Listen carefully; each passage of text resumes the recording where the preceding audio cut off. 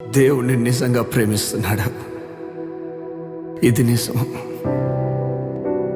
చూడు, వేశ్యగా జీవించిన రాహాబును దేవుడు ప్రేమించాడు. విడిచిపెట్టి వెళ్ళిపోలేదు, కానీ ఆమె చరిత్రనే మార్చేశాడు. నాకు తెలీదు నువ్వు ఎలాంటి తప్పు చేసిన వాడు, ఎలాంటి బ్రతుకుతున్నావు. దేవుడు నిన్నే పిలుస్తున్నాడు. ఆయన దగ్గరకు వచ్చేసే ఆయన రమ్మంటున్నాడు. ఇక మొత్తం తానే చూసుకుంటానని చెప్తున్నాడు. ఇక వచ్చేస్తావా?